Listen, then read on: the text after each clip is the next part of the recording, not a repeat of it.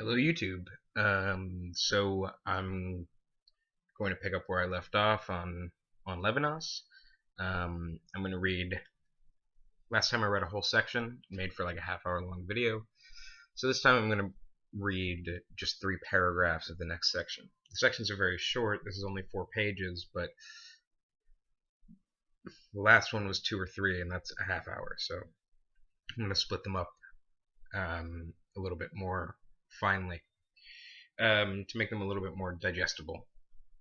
In the first part, Levinas was talking about this idea of what he calls metaphysical desire, right? This sort of overflowing or orientation toward the world, to almost to flee from being in a certain way, but not to flee, right? More to pioneer, to go forth, right, towards something invisible and towards something indeterminate, right?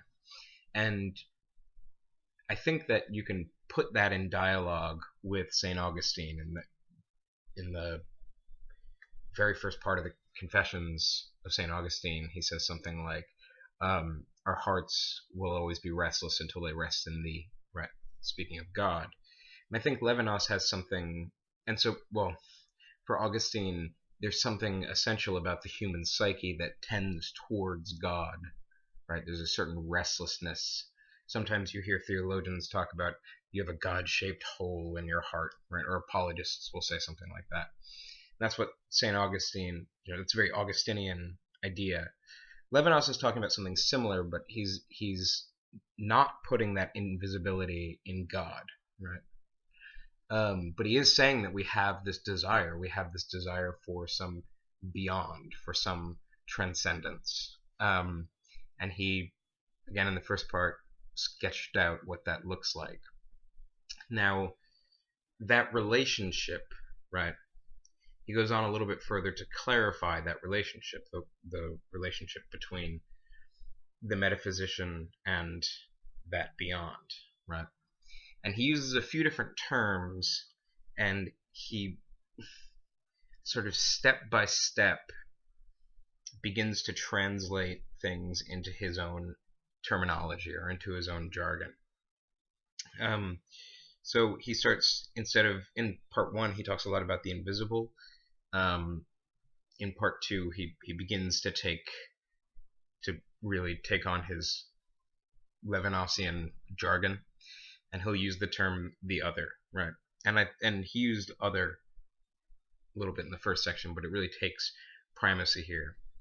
And then he'll also use the term the same, right? Or here he also uses the term the metaphysician, right? What this is, right?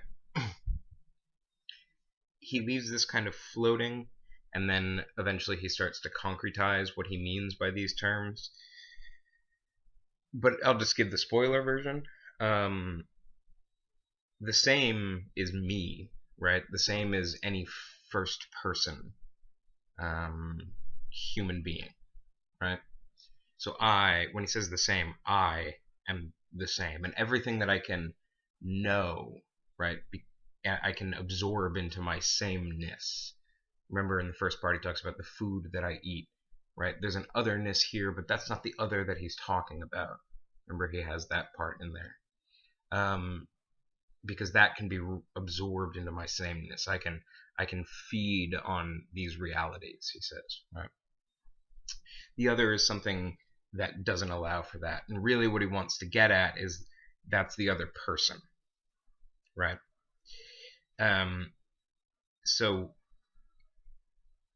you can see sort of he's making these kind of statements that, and I said, this is he's really an ethical philosopher, but he's talking a lot about the metaphysical desire and stuff like that. Like, in what sense is he an ethicist?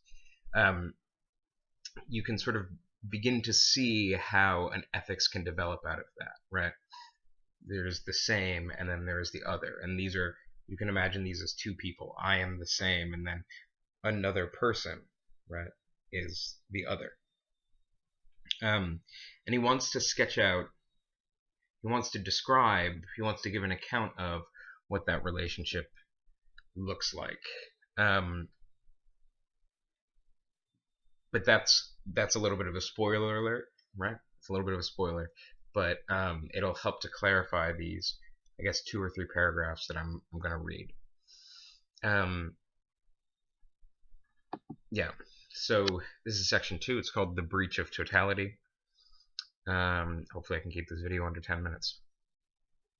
It says, this absolute exteriority of the metaphysical term, the irreducibility of movement to an inward play, to a simple presence of self to self, is, if not demonstrated, claimed by the word transcendent. Let's pause by that. Another way of saying this is that solipsism is bullshit, right? Because of this idea of transcendence, right? The irreducibility of movement to an inward play, of a simple presence of self to self, right? That would be a radical solipsism, right?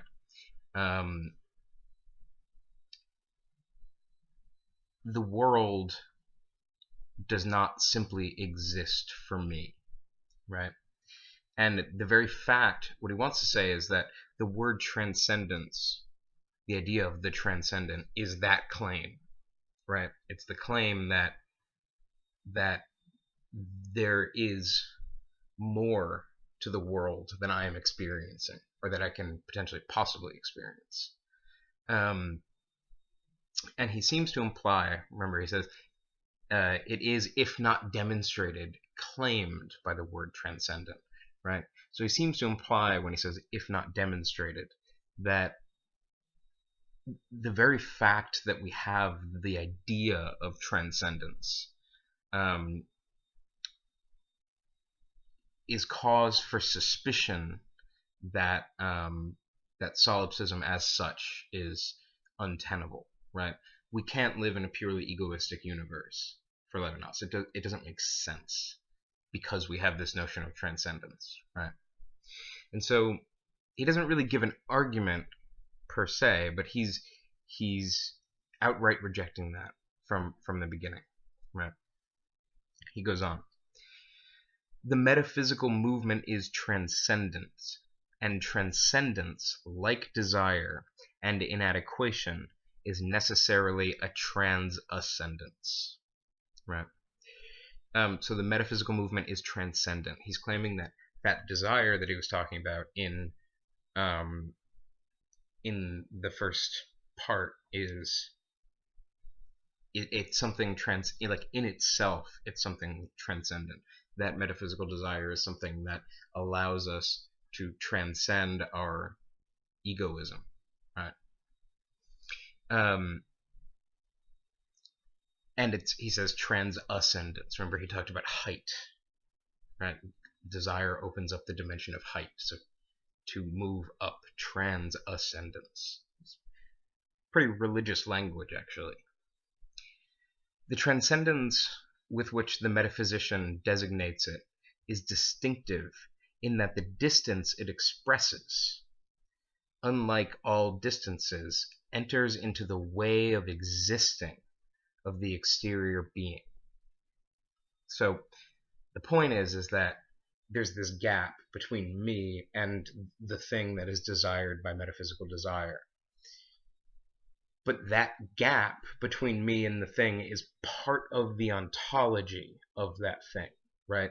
If that gap didn't exist, it would cease to be what it is, right?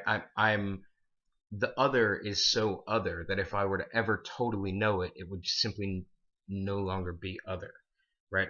It's part of the essence of the other to be other, right? To be radically apart or separated from me, right?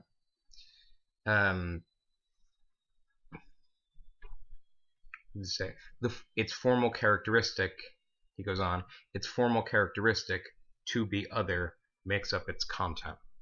Right? So it's a restatement of that. Thus the metaphysician and the other cannot be totalized. the metaphysician is absolutely separated. So when he's talking about this relationship between the metaphysician, right, the person with the metaphysical desire, and really he wants to extend this to all human subjects, right, anyone with a first-person experience. The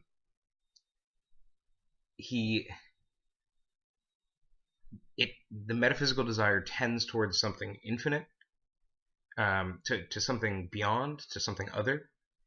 And the relationship between the metaphysician and that thing that desire overflows towards can't be looked at as one system, right? The metaphysician is absolutely separated. They can't be conceived of properly as in a relationship. Next paragraph. The metaphysician and the other do not constitute a simple correlation, which would be reversible, right? The reversibility of a relation, where the terms are indifferently, read from left to right and from right to left, would couple them, the one to the other. They would complete one another in a system visible from the outside, right? So again, he's talking about the metaphysician and the other are not in some kind of contract that you can analyze, right? The relationship, they don't complement one another, right? There's this absolute gap between them. We cannot somehow, if I encounter the other, I cannot somehow step outside of that first-person relationship and look at those two things as if it's a two-way street, kind of, because that annihilates the first-person nature of what he's trying to say, right? And so we cannot conceive of the same and the other. We cannot read the same and the other left to right as from right to left. So there's asymmetry already, right? The intended transcendence would thus be reabsorbed into the unity of the system, destroying the radical alterity of the other. That's what he says. So in order for the other to be truly other, you can't have this contract, right? It has to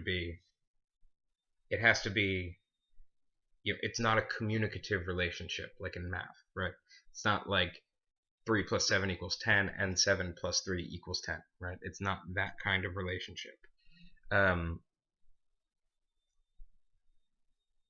yeah, so if you were able to look at it this way, he says that you can, and this is sort of the beginning of a dialogue with Hegel, actually, because Hegel is all about mutual recognition, right? That's the basis of Hegel's ethics. So he's already arguing against any kind of ethics of recognition. And in some sense, you could say that he's already arguing against, in a subtle way, a kind of utilitarianism. He's saying that, no, we are not, like, the basis of ethics is not that we are two rational agents who enter into a contract with one another, right? That he's rejecting outright. And he claims that annihilates the other, right? It annihilates the experience of otherness. And this is a violent action for Levinas, right? He goes on.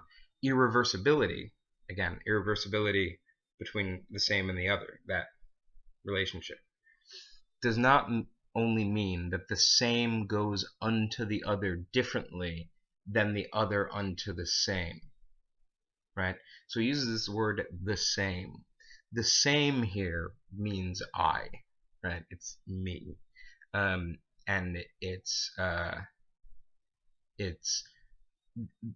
the term he's been using so far is the metaphysician, right? And he's substituting in the word the same for the word the metaphysician, right? irreversibility does not only mean that the same goes unto the other differently than the other unto the same. So it's not just that, right? That eventuality does not enter into account. The radical separation between the same and the other means precisely that it is impossible to place oneself outside of the correlation between the same and the other, so as to record the correspondence or non-correspondence of this going with this return. So you can't... He wants to say it's not that you have the same and you have the other, and their relationship is non-reciprocal, right? It's not that... It's not like a hierarchy, right? A serf goes to the king, and the king approaches the king in one way, and the king approaches the serf in another way, right? It's not simply that either, right? What he's getting at here is to say the relationship between the same and the other is something that strictly happens in the moment, and it's something that strictly happens in the first person perspective. So when I encounter the other, my relationship there is not a two-way street. It's not a correlation, but it's also not a non-correlation, because of the fact that it happens in the first person, we cannot somehow step outside of ourselves to look at that relationship and to make that kind of judgment. It's meaningless, right?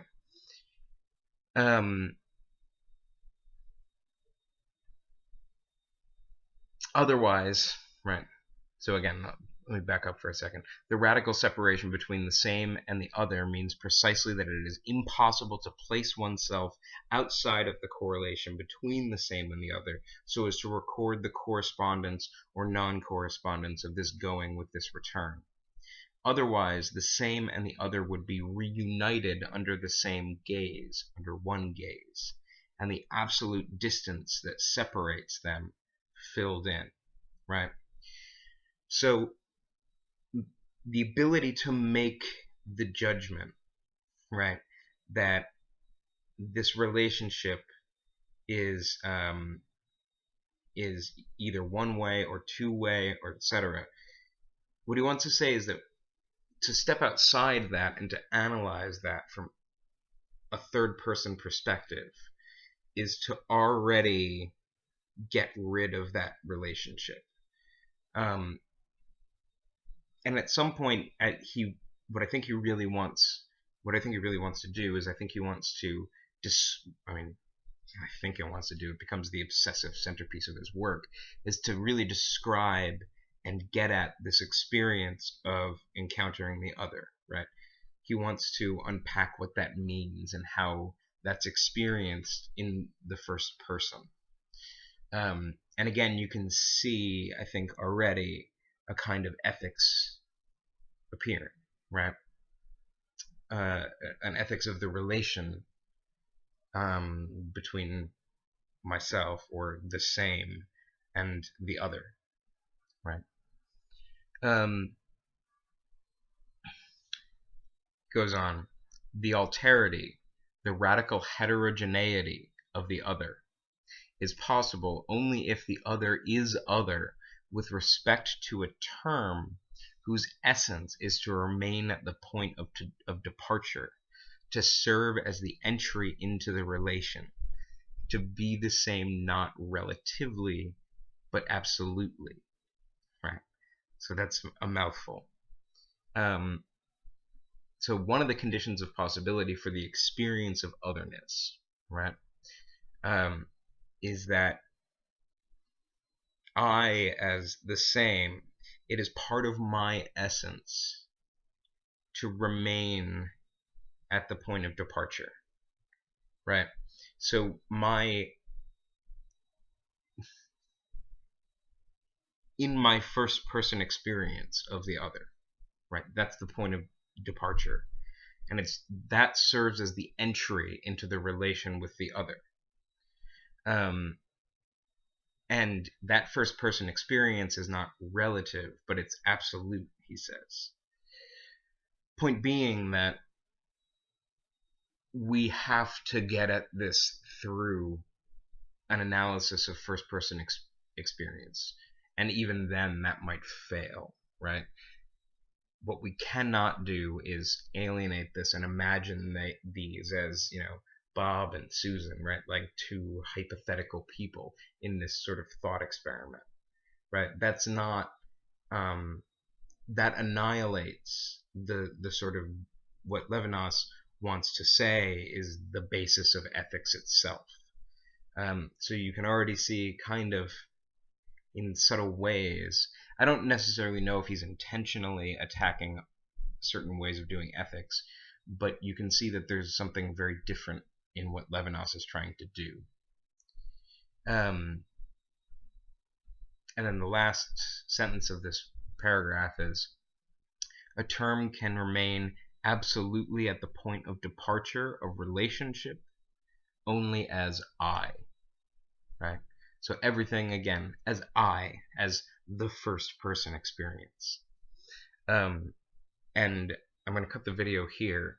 He goes on to sketch out sort of his various facets of what the I is, right? And how he sort of thinks about the I. So far, what he's been talking about is this desire that leads out to the other. He wants to, he's in everything that I've read so far, he's been kind of chipping away at ways that he considers to be sort of illegitimate for understanding the heart of ethics itself, and indeed even metaphysics itself, right? Philosophy itself, and now he's going to go on to sketch out what the I is, and eventually he's going to get to the face-to-face encounter between I and the other, which is again the foundations of his sort of ethics. It's tough to call it ethics, but because it's so radically different than what we normally think when we think ethics, but it's important. So yeah, everything is grounded in the first person experience of the other for Levinas, and no other way is going to do, because every other way of taking this is going to betray the core of sort of the ethical mood, right? The ethical experience, the heart of ethics itself. So yeah, that is video number 2 on Levinas. Jesus, I'm already at 23 minutes. All right. Have a good night, guys.